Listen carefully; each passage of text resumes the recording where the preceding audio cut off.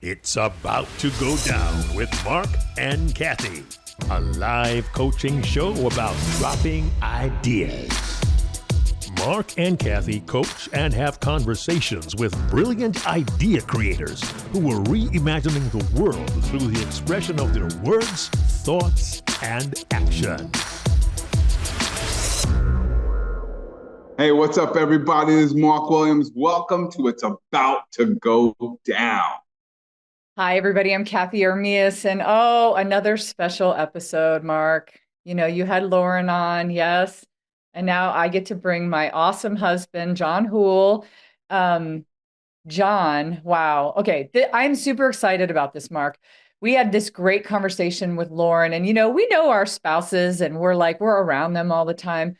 Jon is somebody in this world that has kind of mastered self-love, or he's on a mission. Like this is how I would describe him. He's a man on a mission to become his own soulmate. That's what he says about himself, right? Ooh. Yeah. And Jon is like always, in this space of meditating. How can I be kinder to myself? And one day he stumbled upon this idea, and he'll tell you about it, but he stumbled upon this idea of having an innerversary, not an anniversary that you share with other people, an innerversary that you share with only yourself.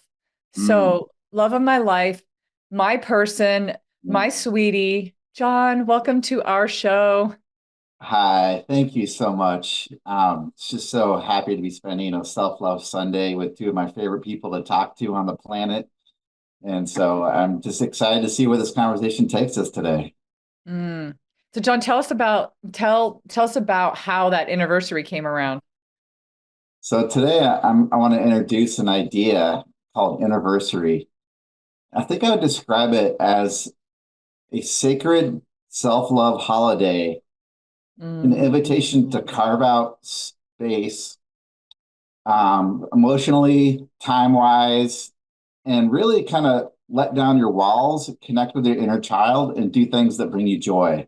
And this will fill up your cup and kind of make you a bright star to shine out to the world. It's like you fill your own cup up, you have more to share with the world. So that's how I describe it. I got to tell you, I'm in so much need of this right now.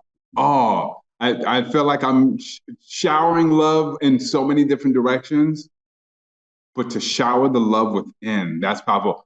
This is going to be a very trivial question, I believe, but it's at the top of my head, and I just got to know. Anniversaries happen once a year. When does the anniversary happen? That is something you get to choose yourself, Mark. I recommend actually planning out at the beginning of the year, picking a day out way in the future, and just blocking your calendar and just letting people know and just start thinking about what can I do for my anniversary this year. And, wonderful things can happen when you have the intention to create space for yourself and create space for joy. Yeah, that's a great question, Mark. When Jon first introduced this concept, and it's really a great story. Jon, you should tell the story about how you stumbled upon it accidentally. But I will tell you that the first year we did it, we looked at a date, like Jon said, kind of out in the future, and we carved the whole day. It was like the whole entire day was like, oh, pick all the things. And it was pretty exciting. I was like, wow, what would I do if I had an entire Saturday to myself? I did things like I grabbed a blanket, I went to a park to read a book and just hang. And then my luck, there was a bunch of people that got together in that park and they were playing music. And it was kind of one of these things where they just decided to all come together and everybody's playing all these different instruments. So I'm just kind of chilling, laying on a blanket near a river on a beautiful Saturday, reading a book, just hanging out, writing a little bit in my journal. It was a beautiful day. I went and had tea with myself. But Jon, tell the story about how you first kind of stumbled upon it. It's pretty interesting. It kind of started with a journey through recovery from alcoholism, actually. It was thing where I went through like a process to really get sober after trying really hard for a long time. And part of the steps I went through is really around kind of spiritual meditation space. And a very interesting thing happened when I started meditating. I couldn't do it. Like I just couldn't sit still. And like I started to notice my own thoughts. And what I realized is I've got a really big, harsh inner critic that is just constantly telling me I'm not good enough or, expecting perfection when no one's perfect. And I was meditating and I would try and meditate for a couple minutes at a time. And then I would just like, oh, I can't do this. And I get up and I like go do the laundry or something. And so I was trying it every day. And then one day I had this experience where I'm like, holy cow, like I can't sit still with my own thoughts for longer than 3 or 4 minutes. And then I'm like, I have to spend the rest of my life with myself. There's no one else that I 100% have to spend the rest of my life with. And so I really need to cultivate some self-love and kind of silence the harsh inner critic. And so that kind of sparked this epiphany within myself, where I kind of came up with my life motto, be aware, choose love. And through this journey, I started to realize things like my goal became through a journey of self-love to become my own soulmate because Cathey is my partner and my soulmate as well. But really the relationship I have with myself is probably the most impactful relationship and something I always set aside because I'm always thinking of other people. Life is coming at you every way. You've got all this stuff to do. There's never enough time. And if I don't carve out space to really like make this a priority, it's not going to just happen. And so through meditation, I started really noticing my own thoughts and started realizing I'm really impatient with myself. Like when I talk to myself, like I don't give myself grace. I came up with this other kind of saying during meditation one time where it's like, what if I gave myself a million breaks? Sometimes when like there's a hard situation and you just need a break, like you've been working so hard and things are coming at you all ways and you don't really know what it is you need, but you just need a break. Well, what if you gave yourself a million breaks? Like what if you just gave yourself permission to forgive yourself instantly, quickly? And that was the center of who you are with yourself. And then that's what you give out to the world. So, through this journey of becoming my own soulmate, which became my intentional goal that I prayed to for years. Like I just gone through a divorce. I wasn't dating. I was just like, I've got this kind of like instant FOMO where I feel like I need validation to be around other people. So I'm like, what does it look like if I just spend time with myself and figure out what it is that makes me tick? How do I heal? Like, how do I become comfortable with myself? And how do I cultivate this self-love and this patience?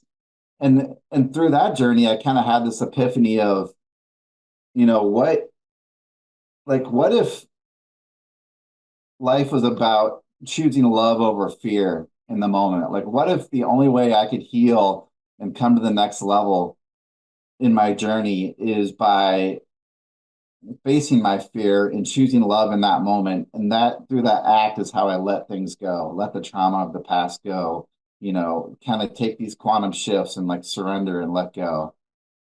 So that all kind of led up to like me having this summer where I was basically hanging out with myself. Like I was at this point, I was a couple years in recovery. I was meditating every day, and I had this huge network of people around me. But I'm like, it's really easy to like connect with people, like do that. But it's really hard for me to be by myself and feel comfortable.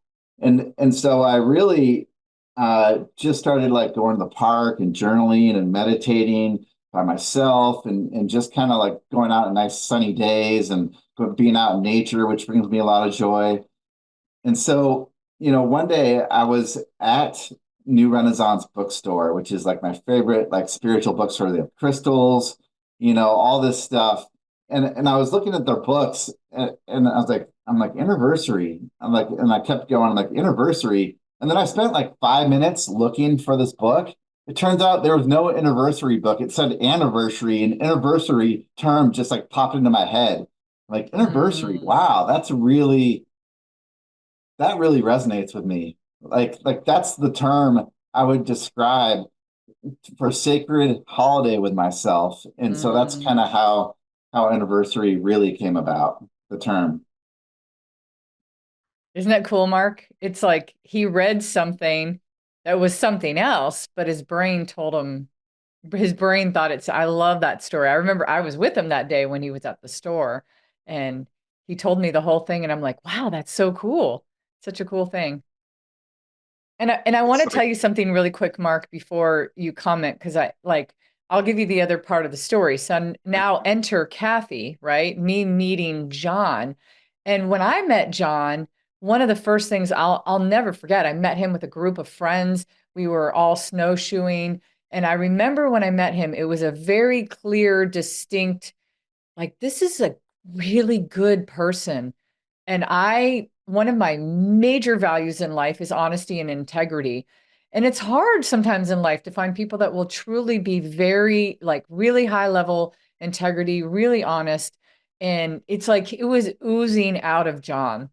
And so as I Mm. got to know Jon, when he would tell me about things that happened in his past and how he was an alcoholic for a really long time and just all this, inner struggles that he had from things from childhood and how he just had this really dark period in his life, I just couldn't believe it. I mean, like, I believe him, but I'm looking at this other person and I'm like, wow, what you have, the hard work that he went through. I mean, think about it. There's people that recover, there's people that stop drinking alcohol, there's people that stop doing drugs. But I think there's different levels of that. There's people that just stop that thing. And then there's people like Jon that I think do this really, really hard work. And when you come out the other end, you're a very different version of yourself. And I'll tell you that Jon's the only person I've ever met in my life. This is why I love him so much. I'm going to say it on, our web show. I'm going to tell the world how much I love him.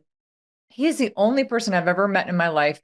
You could be midstream in an argument with this dude, and he will stop and go, oh my God, I'm so sorry. I'm wrong. I'm wrong. This is not right. And I don't want to be this person. And he'll even say, he'll like self-correct and he'll go, I don't want to be the person that gets aggravated or impatient or doesn't care about other people or whatever, like whatever is happening in the moment.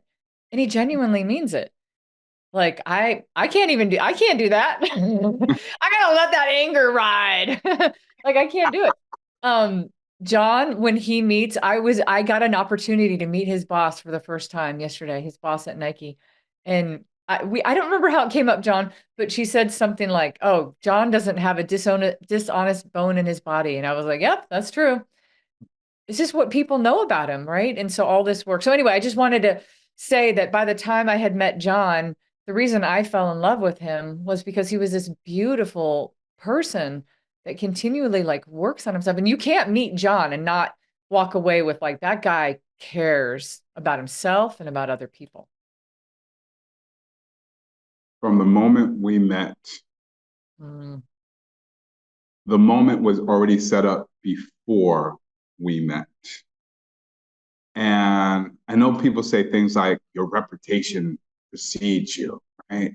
But in this case, it really did. And I remember the first time we met in person, like there was just so much love in that moment. Like we had already known each other for the longest time, right? Um, and you are my good brother, my good brother. You are a beautiful soul, and I love this story from. I wrote down in my notes from inner struggle to innerversary. I mean, like wow. Oh, I like that. So accurate. And yeah, um, I keep hearing something, Cathey, that you said that Jon, I'm so inspired to ask you to expand on. Cathey said, this can be a hard process, right? And you set it up, right? You got that inner critic, and I believe we all have that inner critic. It's hard to celebrate, it's hard to cheer yourself on. We've all got that inner critic. And the thought of spending a day on myself without even feeling guilty about all the other things that should be going on for other people, that's hard. And I'm wondering for anybody who would really benefit from having their own anniversary, what would make it easier? Mm. You know, I touched upon it a little bit where there was a lot of work that went into, getting into this term anniversary and really kind of making it a thing in my mind. And I shared it with a lot of friends. And really, it's about giving yourself permission to make yourself a priority. And that's so hard for so many people. I mean, like I said earlier, life comes at you always, and there's always people that we love that need help, and we always want to help them because we love them. And that kind of epiphany of like giving yourself permission, because if I'm filling my own cup full of love and I'm like setting healthy boundaries and I'm taking care of myself, ultimately the person I show up in the world as, I have more to give. So it's really not just an investment into yourself. It's really an investment into making the world a better place by impacting your circle. I love that. Wow. That was very helpful because I definitely identify with the givers in the world. And I think it's very challenging to be a giver who gives to yourself. But the way you just said it, like if I fill my cup, I have more to give. And I think that we often need those particular reminders of how, if we're trying to do something different, how does that something different in actuality tie in with our greatest values? Right? So if I really want to give to others, how does giving to myself tap into that value? Because if it doesn't align with that value, it's going to be so much harder for me to make that shift. Mm. Mm. When I practiced it as a non-meditating person, I would say, I think I'm still in that space where I'm like, I'm extroverted and I'm like, oh, I enjoy the world through conversations with people, through having web shows with Mark Williams, because that's one of my favorite things in the world to do, right? This is how this is how my cup really gets filled up. But I will tell you, as a person that doesn't meditate a lot or have a lot of time where I'm by myself because I'm always busy and there's always something going on, it was a space where I think John's right. My brain went immediately to, I mean, I was having this moment where I'm like, wow, I can time slow down. I can see the things going on around me. And I started to feel kind of a love for other people. Like I was having empathy for other people's situation. I had this moment where I could stop and think about other people besides myself. Because I'm just in that space where I'm always like, okay, I got to go do this thing. I got to do this for somebody. I got to be here. I got to do that. Da, da, da. And I think what John is saying is right. It just gives you this moment. And in whatever values you cherish, I think will amplify during that time. I don't necessarily think it'll just make you a better person because you've stopped.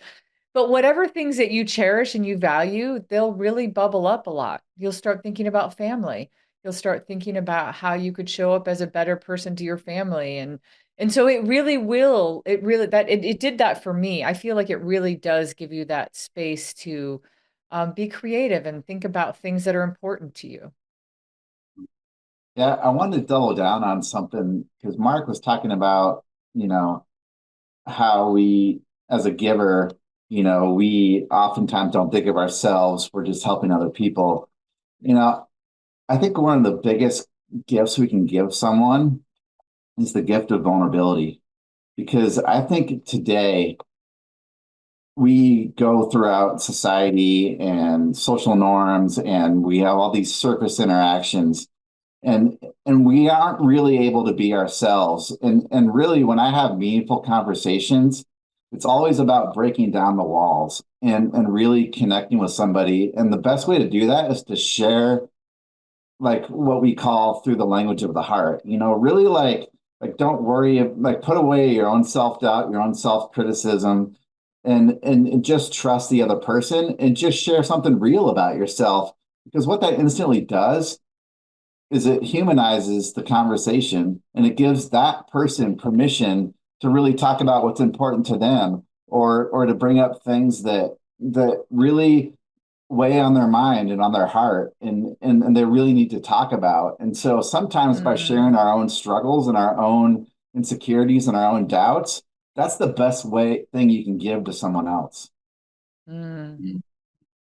Marc, you and I had that moment, actually. He just immediately made me think of one of the first times you and I did a bridge walk on the Brooklyn Bridge. I know 90% of the time it's been on the Brooklyn Bridge. Although we did hit, yeah, let's go Brooklyn. Although we did hit other bridges, the other BMW bridges. But I remember there was one time that we were walking. It was one of the first times, if not the first time. And we were walking at night, and it was really beautiful. It was a really nice night in New York. And we started talking about our childhood and when we were growing up, and you told me some things and I told you some things. And I remember, we became 100 times closer after that. Like, I was like, oh, I love the story. I think that's when I really found out the full story about how you and Lauren met, and how, everything, like, and I learned a little bit more about your childhood. And I think Jon's right. In that moment, I think we just wall came down, and it was like open vulnerability. Yeah, it's so funny because I think we do walk around with these guards up. And I think in the process of holding these guards up to other people, how we are actually holding up guards around ourselves, right? Because how can you open up to someone else if you can't open up to yourself? And that's why I was also curious. You mentioned a number of different things that go into this anniversary, right? And one of them that's really speaking out to me right now is this journaling piece. Because I probably don't meditate as often as you, Jon, but I probably meditate more than you, Cath. You're in the middle. In the middle. But the journaling piece is an interesting piece, because I'm always wondering how much time we give to ourselves to really reflect.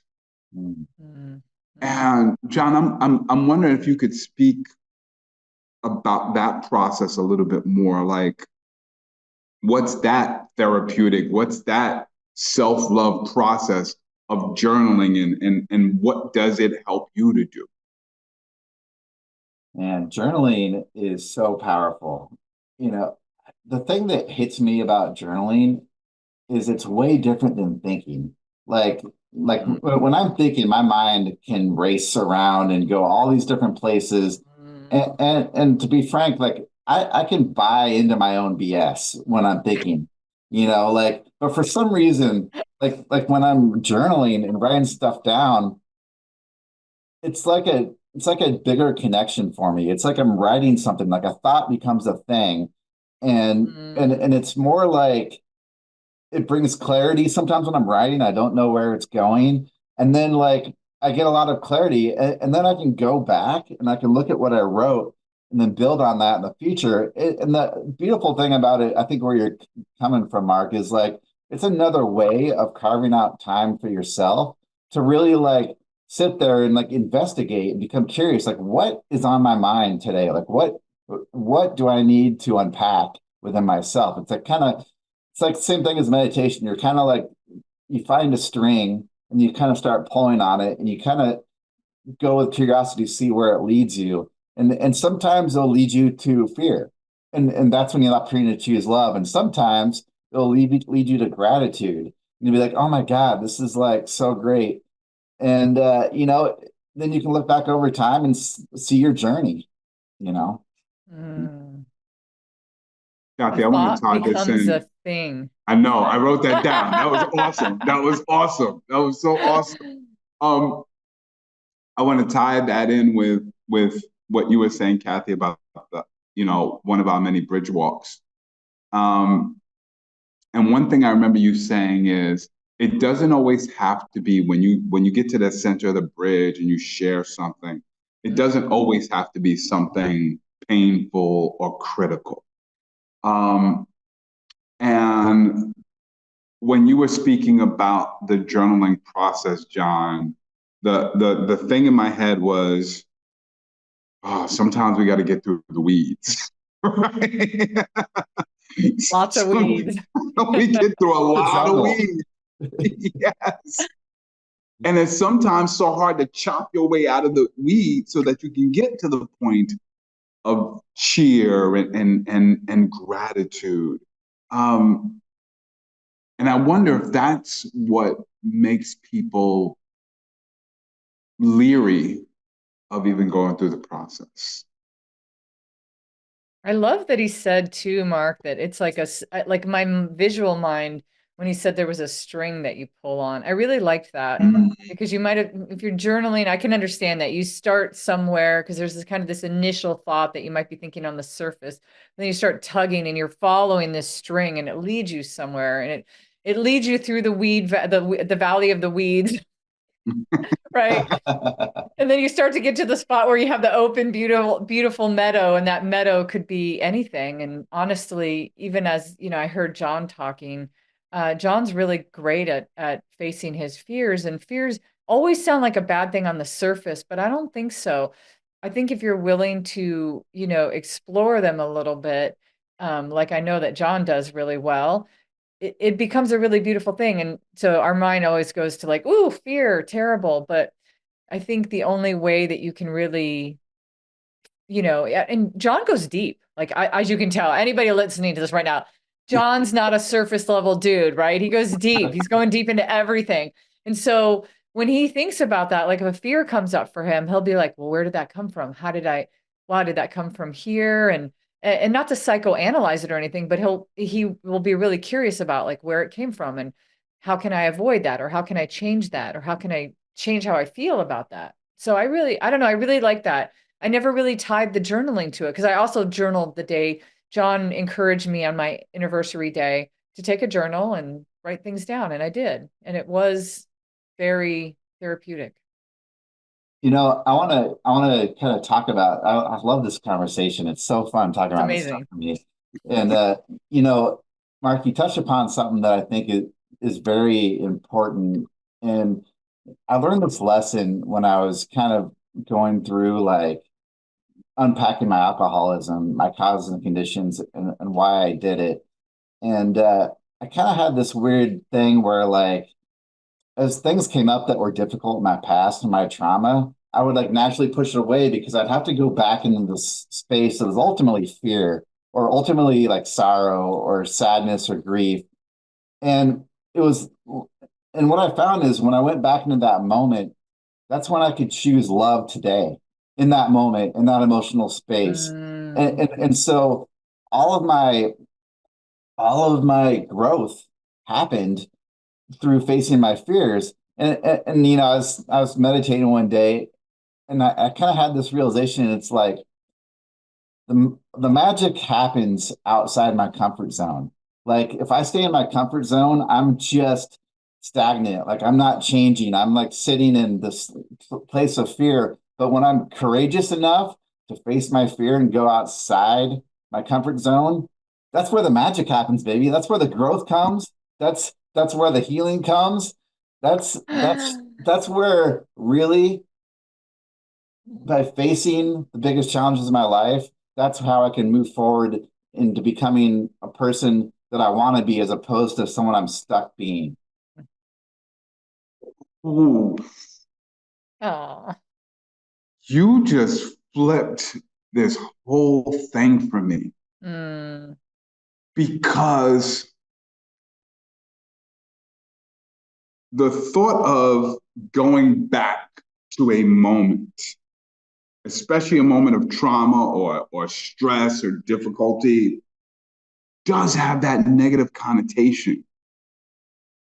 And when you said the magic happens, I love that positive spin on it. And Cathey, you said earlier, it's about becoming curious.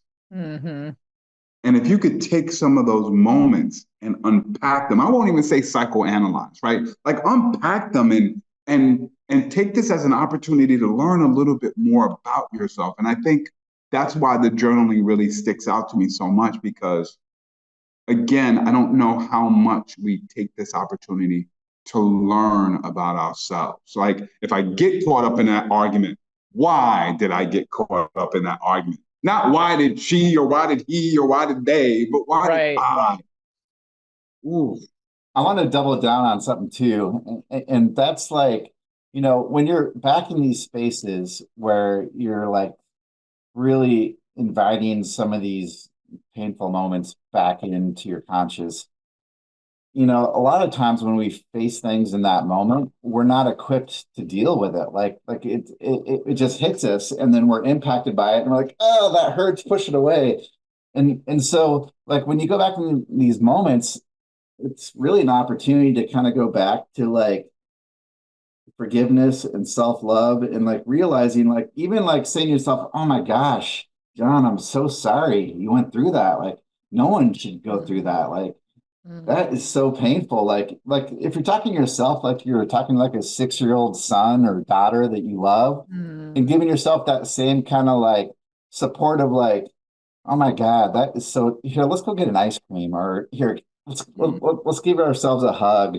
Or like, some people's trauma is all different, right? There's really traumatic things, and then there's things that are like, like not quite as traumatic, but and some things we'll just live with for the rest of our life. It's not about just letting go of trauma, but it's really about loving ourselves through it, so we can get to a space of like, I don't need to have this as a major trigger point in my life going forward. Like, I don't really have to, like, every time something comes up, like, go back into a space. It's like a beach ball, like underneath the water that you're holding down, and then something happens and it pops up and it explodes. And then your reaction isn't congruent with the present moment. Like, that's what triggers are for me. And so, in the space of like reliving our trauma, it's about just being like, okay, well, Jon, I love you. Let's get through this, and let's try and learn from it. And then when you share it with other people, it lets them know that they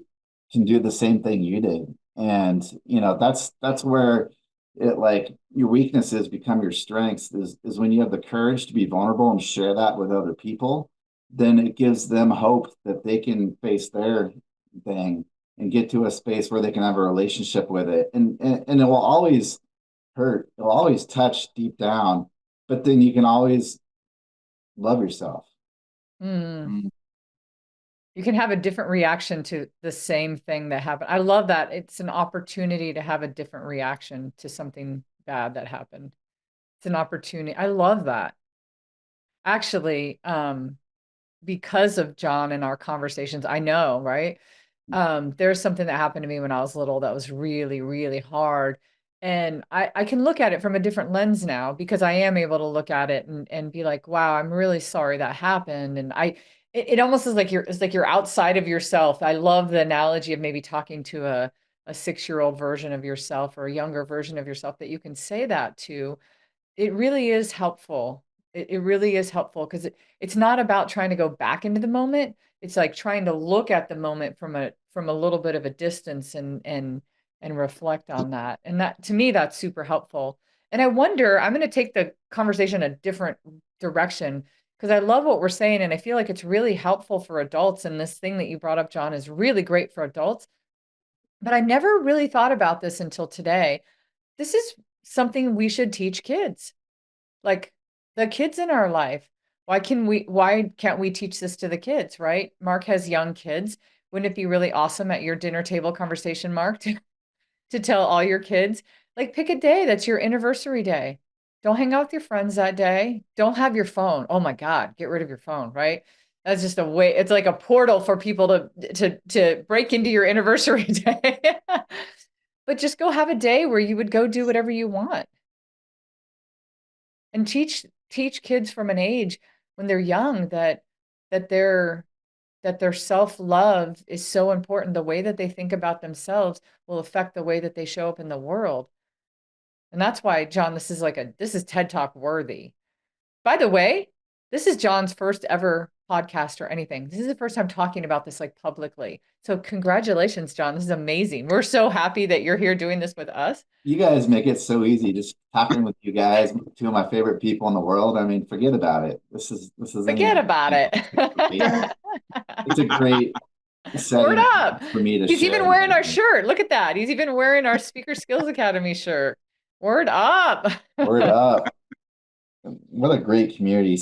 By the way, I'm just going to take a quick moment, like a commercial break, time out, just to say, like, the thing that you guys are building right now with speaker skills in the community, that's just so amazing. Like, I've learned so much about speaking and going deep on these like topics that you don't even think about as speakers. And then like the relationships that are forming in this community is just so great. Like, it's one of my favorite things. And it's something that like you guys just created out of thin air. That's what's blowing me away, is like talking about thoughts become things. You guys are just like making it happen. So I just wanted to say thank you. And thoughts become things is actually something I can't remember the name of the person, but I read it one time and it really resonated with me. It's like the power of words, and like, words become actions that become things, and I wish I could credit the person who really, that's like his contribution to the world kind of thing. But it just resonates. No, that's powerful. Thank you for that commercial break and that nod. I couldn't help myself. I know that we appreciate you. We didn't pay him to say that, by the way, y'all. Word up. But I gotta tell you what it reminds me of, as it relates to this topic, is I know we've spent a lot of time, which is really important, going back to those moments and thinking about a different way to react to those moments. I love that. I think that was so powerful the way you said that.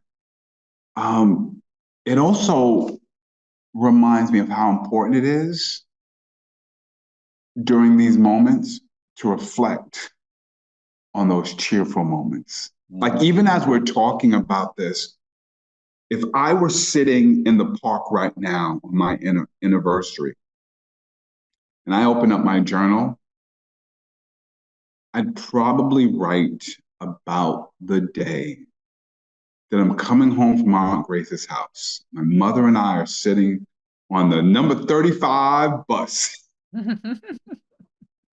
And I dozed off with my head on her shoulder. That moment lives with me forever, right?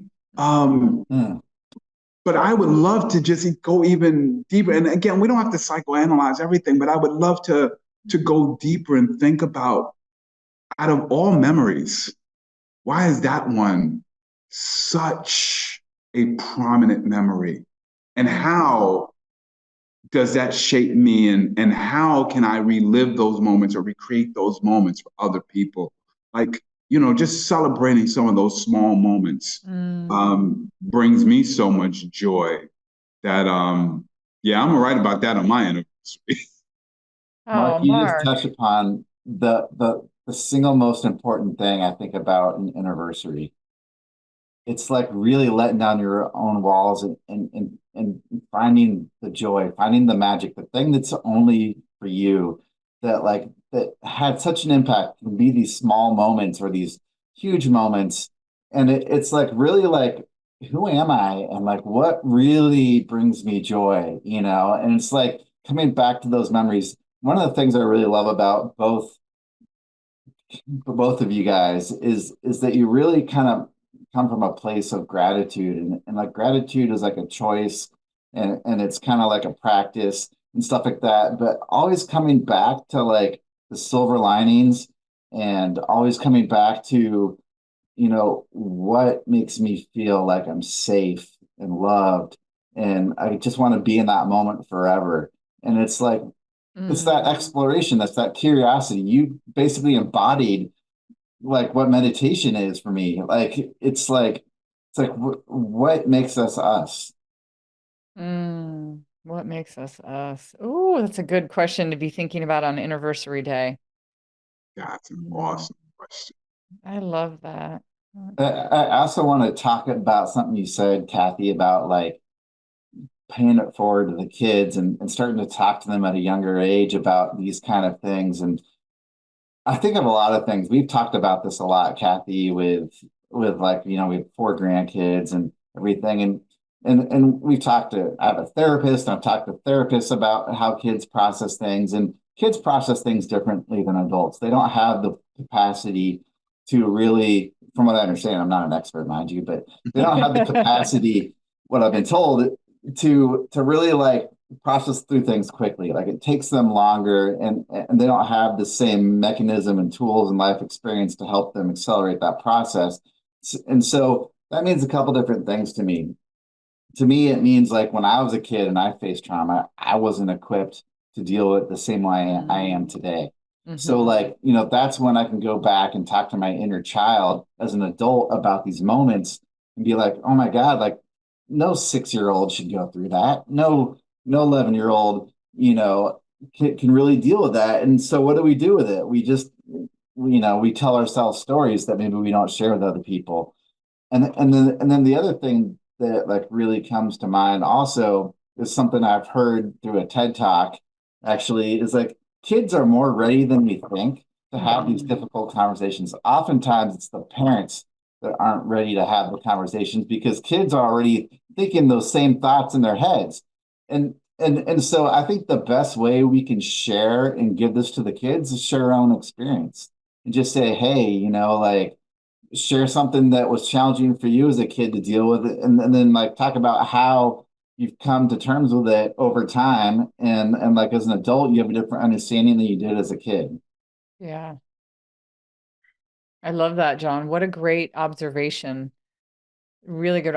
And shout out really quick. That's Jelani Memories TED Talk, TEDx Portland. Kids are Yes. ready. It's a really great TED Talk.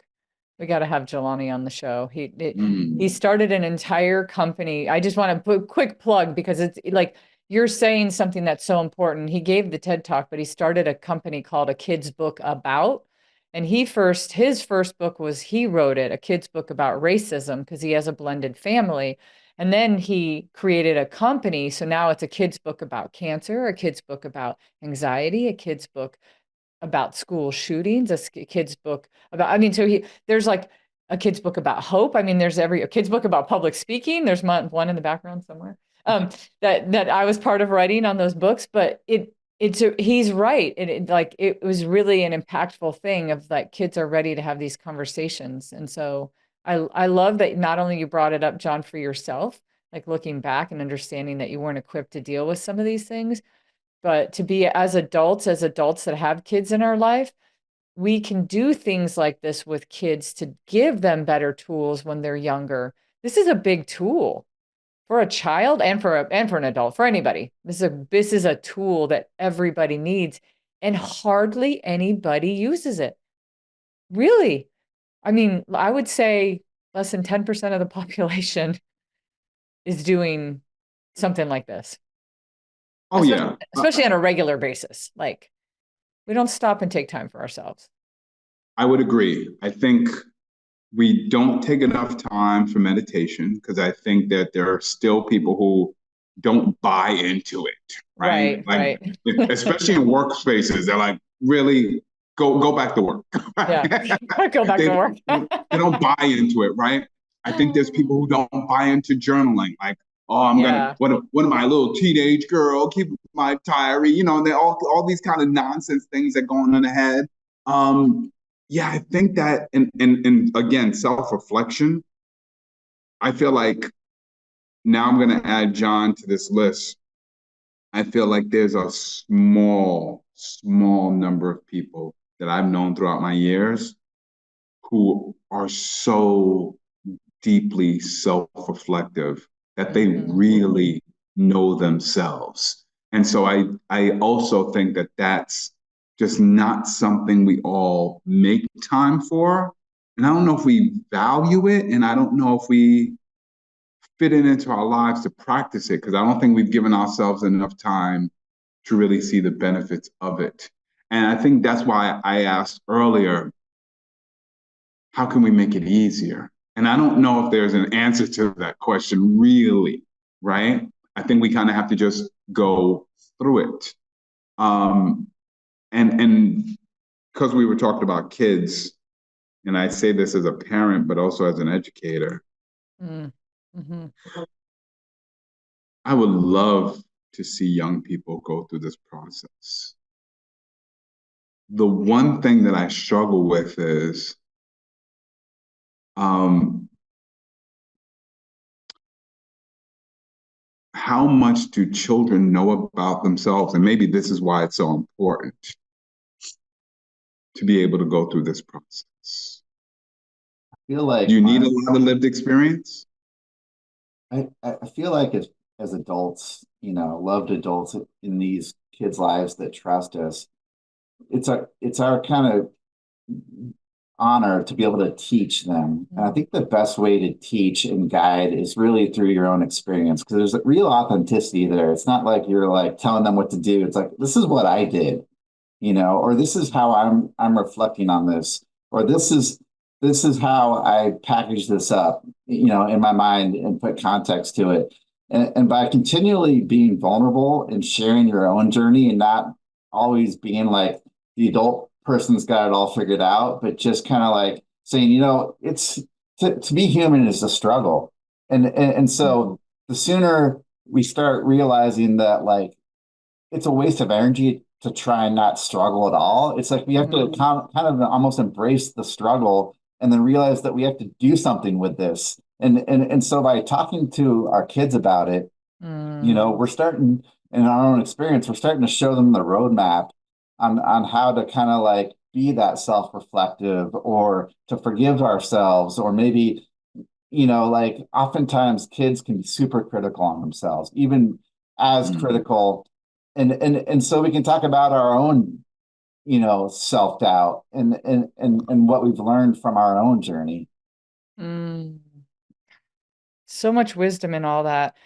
Jon, I love this thing. I don't think kids are talked to about this enough, but like there's struggle, you're gonna have struggles your whole life in various forms that will pop up. I think we wait until the moment a struggle comes up and then we talk about that particular struggle. But as a whole, I don't think we talk to kids about struggle and how important it is in our life. It's kind of the manure in your garden. It's like your garden's not going to grow as great, right? Right, Marc?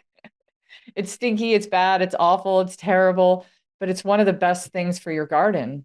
Not that I'm good at gardens, by the way. I'm just going to put it out there. I'm the worst. I think I need more manure in the garden. But anyways, I digress. But it really is something that we're not chatting, at least for me. I can't say everybody. I'm just saying, like, the kids in my life, I spend so much time loving on them, trying to teach them lessons. But these bigger, simple subjects, I think, are really important. Have an Innerversary day. Think about the struggles, because a healthy child, a healthy adult will take the struggles, will feel the pain, but will find a positive outcome with it. And that's one of the most healthy things you can do as a child, as an adult. And so the quicker we can learn these, and I almost feel like we're all of the age, all three of us, where life is grand in this way of, like, we've gamified our whole life wisdom. We're like, oh, that thing happened to me. That sucked. Boom, boom. But we've like gamified. I feel like Miss Pac-Man out there. And I'm like grabbing all these little, like, nuggets. I'm like, there's one, there's one, there's one. And it's kind of an honor and a privilege to be on this side of life. And I think we owe it to the kids that are on the other side. to give them, to help them see some of the things that we went through. You can never make them experience things that you have to kind of experience. But you're right, John, to tell them, oh, I went through that thing. I have self-doubt. I have a ton of self-doubt. This is something I struggle with, or, just to be able to, and it really goes back to your vulnerability to go back and share it with the kids in your life. And I'm almost starting to feel like it's our duty. Like we should be out there helping every young person that we can. Anyway, that's where my brain went with all of that. It's been amazing to think about all this. Listen, on top of the math, I know I'm speaking as a high school English teacher. On top of the math and the English and the social studies and the science, I don't know. Maybe it's not necessarily a place in the school building, but it should be a place in the school building, but it should definitely also be a place at home. And I think it also needs to be a place where we surround our children by multiple people outside of ourselves who can share that. And I only say that because one of the things that I learned before I was a parent, and most definitely after I became a parent, is sometimes they don't seem like they're listening. You don't say, Mark. You don't say.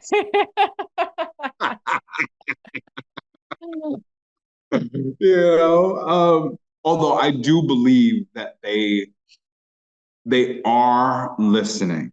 And so yes.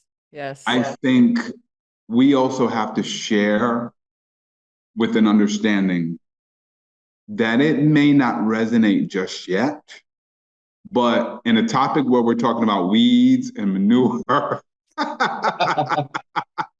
Innerversary and journaling and right, we're planting the seeds. We're planting the seeds. And I think that is very important for our young children. All right, I'm gonna get ready for that dinner conversation. They're gonna be like, what are you talking about now? Yep. Here we go with another one. If I could teach my grandkids one thing, that would be to give yourself a million breaks. We have this like unrealistic expectation that perfection is attainable, and double that down with kids, and it's like, just give yourself a break. Like, and that is one of the hardest things for me to do as an adult. And so I think planting those seeds early is just going to maybe unravel a different journey, maybe in their life of like, awareness around like, hey, like what you see on social media, what you don't compare your insides to other people's outsides. Like, don't listen to those Instagram people that are like, have this great fancy life. It's all staged. They have directors. It's all like a facade of like walls and like perfection. And that's not what human is. Human is the struggle. Like it's the secret special moment when we fall asleep on our grandmother's shoulder. Mom's. Yeah. Oh, mom's shoulder. Yeah.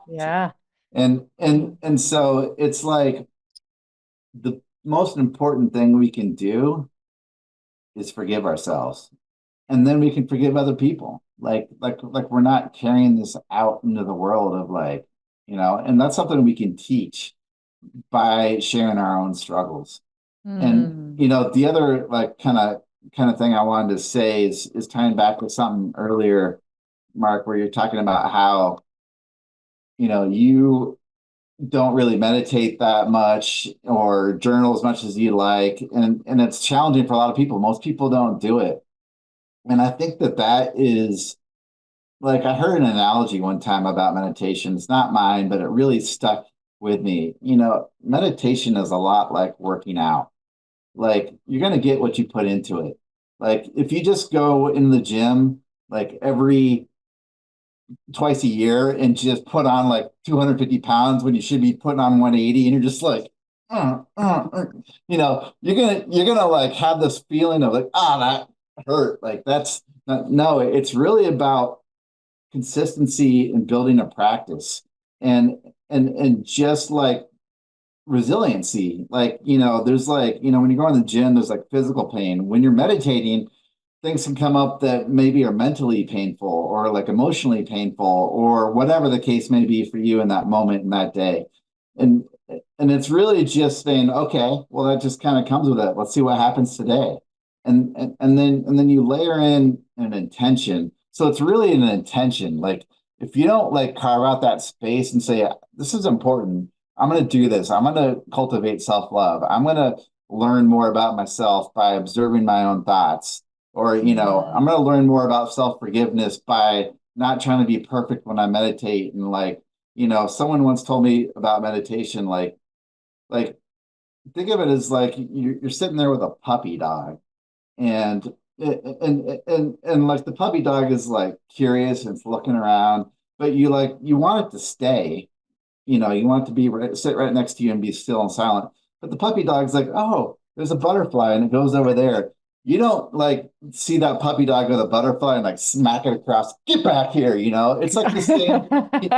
You kind of take that puppy dog and you put it in your arms, you kind of bring it back gently and you like set it down, you pet it, you're like, it's okay.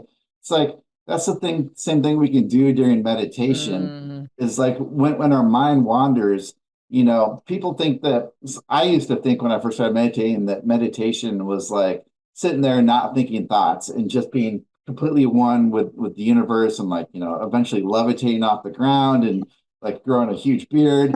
No, it's really about observing and cultivating awareness and resilience and like, it's a discipline and a practice where for me it's like really like a successful meditation might look like realizing I went down a train of thought 15 times in that minute and I recognize it. And sometimes I follow that thought and sometimes I like dismiss it. And the act of meditation is really like realizing when your mind has wandered and coming back to the present moment. And it's a mental discipline that can be exhausting because you're constantly like slowing your monkey brain down. Like our brains, they call it monkey brain because it's like all over the place, right? And so like it's really trying to slow that mind down and giving it a chance to like breathe and relax. And then you're cultivating this watcher. There's like your brain, and then there's a watcher that's observing everything that's happening during meditation. It's like two different things almost. And so it's like building that watcher up to observe what your mind's doing and then coming back to the present moment. So it's like different layers of awareness. I've heard Cathey talk about that when she's speaking. She's like has one part of her brain like delivering content, and the other part of her brain is watching the audience and reacting to the moment, noticing that person over there is yawning, or that person over there is rolling their eyes, or that person over there wants to say something. It's like we have different tracks of awareness, and it's the same thing in meditation.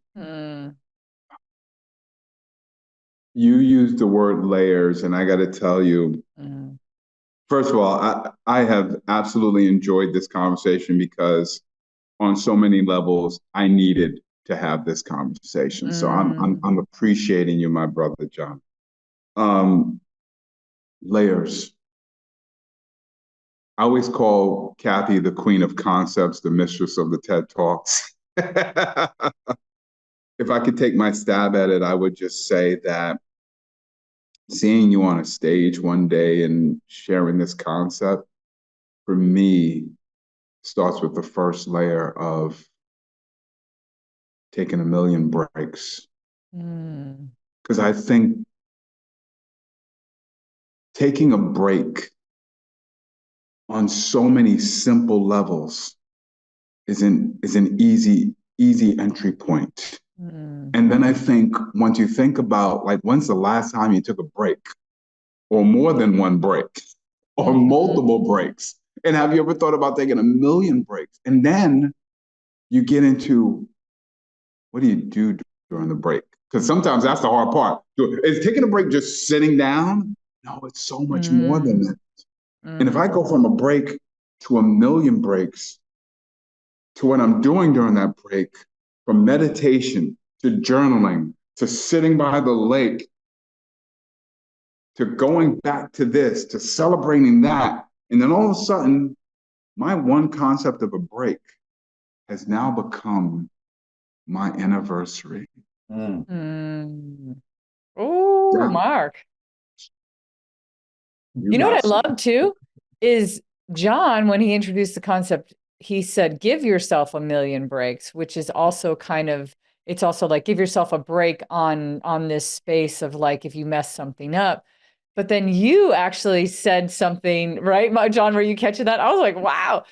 He flipped it too, because it's like everything you're talking about, John, with Innerversary, that's so good. Take a million breaks. Yeah, I love You that. just created that out of thin air, Mark.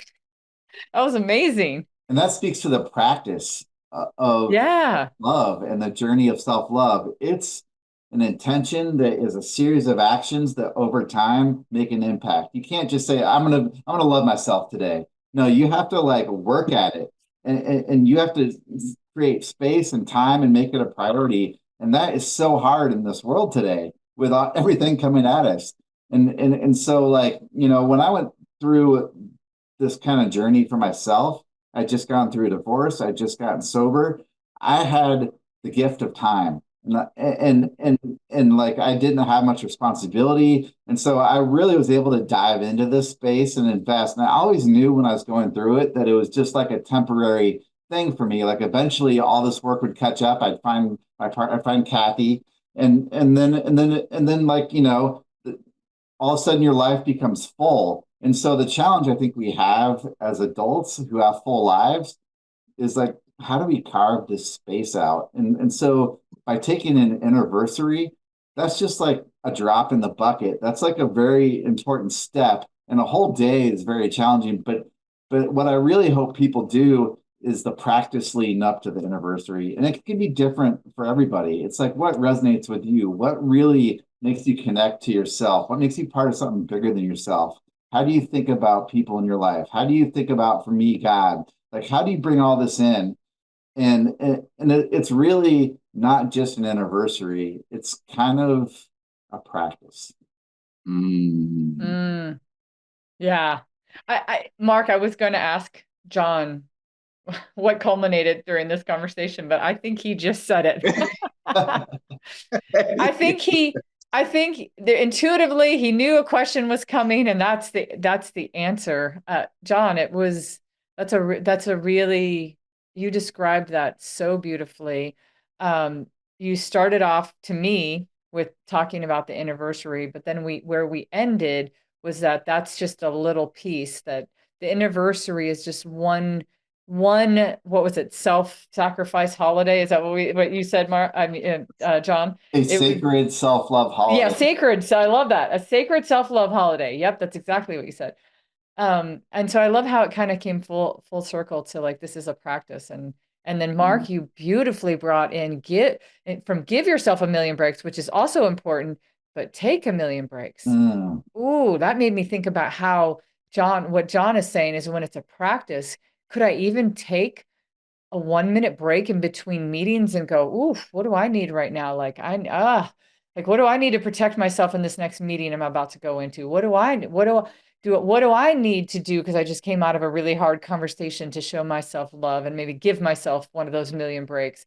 But I'm also taking a million breaks. I love that. And it all kind of goes back to it's a practice. And I'll end it with one more thing. We should share that with kids. Share it with the world, especially kids. Yes, everybody should do it, but kids should learn it as well.